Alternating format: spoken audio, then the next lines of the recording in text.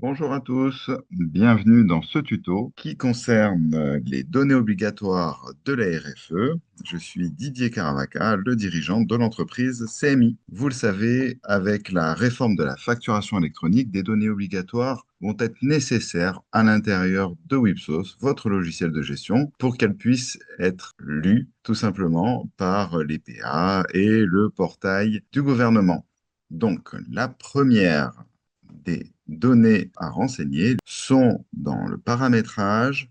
Ils concernent votre société et dans Intitulé des sociétés, vous allez retrouver votre ou vos sociétés. Ici, on voit bien que je n'ai qu'une seule et même société. Et donc, j'ai la raison sociale, l'adresse, le code postal et la ville sont nécessaires. C'est important de bien vérifier que tout est bon ici. Et c'est surtout le code SIRET à renseigner, évidemment, le numéro de TVA intracommunautaire si vous l'avez. Et vous retrouvez deux nouvelles zones, le code EAS et l'adresse électronique. Dès lors que l'annuaire du gouvernement sera bon fonctionnement et que tout le monde sera référencé, alors vous aurez votre code EAS et votre adresse électronique de facturation. Ce n'est pas un mail, c'est une adresse électronique de facturation. Pour information, le code EAS pour une entreprise française, c'est le 0225. Deuxième chose, en fonction de votre mode de fonctionnement, vous pouvez avoir plusieurs agences et avoir des facturations différentes par agence. Alors, comment vérifier si vous travaillez comme ça? Vous allez dans Impression, Niveau d'attribution, et ici, choix d'attribution. Voilà, gestion des niveaux d'attribution par société ou par agence. Donc, ce cas-là, facturation différente par agence. Si vous travaillez comme ça, alors il sera important de renseigner dans chaque agence, bien sûr, l'adresse, le SIRET et le numéro de TVA intracommunautaire de l'agence et le code EAS et l'adresse électronique de l'agence. Par exemple, mon agence, elle est française, 0225. Horizon 2030, on se projette loin chez CMI. Il y aura cette obligation avec l'Europe d'avoir un code EAS et ça, ce sera vraiment important. Alors, les entreprises françaises auront toujours le 0225 normalement et les échanges électroniques seront importants grâce à ce code EAS. Enregistre. Autre donnée importante à renseigner pour ceux qui travaillent avec les factors à l'intérieur de Wipsos, et il faut absolument renseigner les informations concernant le factor. Donc, je vais dans administration, logiciel, facturation, comptabilisation, et vous avez les factors. Ici, je peux avoir un ou plusieurs factors avec des codes. Pareil, code SIRET, toujours à renseigner, code EAS, adresse électronique dès lors que l'annuaire vous donnera l'adresse électronique. Il a été aussi rajouté l'IBAN. L'IBAN, avant, se renseignait directement dans une facture. Là, vous le mettrez directement sur le paramétrage. Pour ceux qui font de la facturage, c'est important.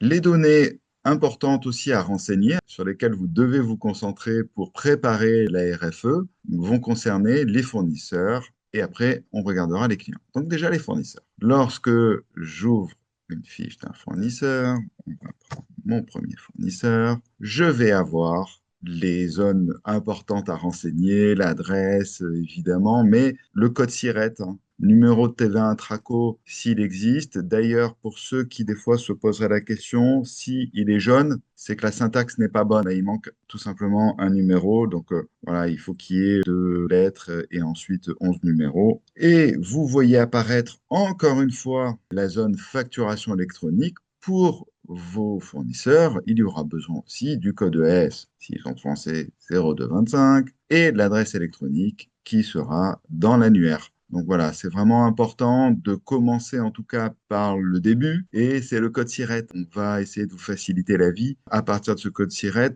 pour essayer d'automatiser. On pourra retrouver, ou en tout cas, ça vous mettra une liste d'adresses électroniques possibles. Le numéro de SIRET, c'est indispensable. Je vous rappelle que ce soit pour les fournisseurs ou pour les clients, ce numéro de SIRET, si à un moment donné vous voulez le retrouver, voilà, vous allez ici, la petite Marianne, recherche sur un site du gouvernement et c'est Alcatel ici et je vais voir le SIRET, c'est celui-là, je peux le comparer, c'est bien le 3009, c'est bon. Si jamais il n'était pas à jour, il suffit de cliquer ici et de le mettre à jour et de cliquer sur l'adresse et de la mettre à jour. Vous faites enregistrer et ça met à jour automatiquement ces informations. Voilà pour les fournisseurs. Le gros du travail, évidemment, ça va être sur les clients. Donc, je vais ici sur un client pour illustrer le propos. J'arrive sur ce client et je vais avoir des nouvelles zones. Donc, je vais vous reparler du SIRET, toujours aussi important, d'aller rechercher le SIRET. Vous avez la petite Marianne avec l'API. Là-dessus, rien ne bouge. Il y a d'ailleurs un tuto qui avait été fait par Clotilde à ce sujet. Nouvelle zone. Elle est en plus bien visible dès le début. Le type d'affaires.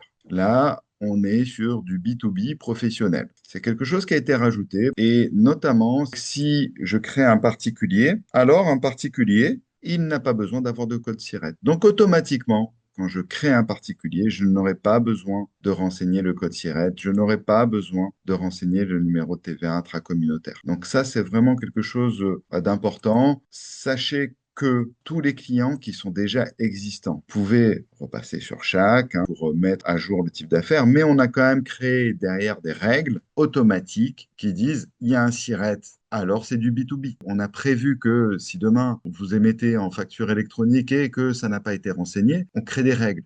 Voilà, il y a un SIRET, c'est du B2B, sauf si en plus on a mis ici du chorus. Et donc ce sera du B2J, Business to Government. Donc, SIRET, je répète, c'est vraiment le plus important. Mettez à jour vos SIRET. Automatiquement, j'ai une date à laquelle j'ai mis à jour le SIRET. Nous, c'était hier par rapport à cette date aujourd'hui du 6 mars. Type d'affaires. Et ici, évidemment, le numéro de TVA intracommunautaire, si vous l'avez, tant mieux. Et vous retrouvez encore une fois le code ES et l'adresse électronique qui rendent vraiment unique. C'est ce couple qui rend unique l'adresse à laquelle envoyer les factures. Donc, je renseignerai ici l'adresse que me communiquera mon client pour envoyer mes factures en format électronique. Vous allez me dire, très bien, mais je dois aller sur tous mes fiches clients pour renseigner toutes ces informations?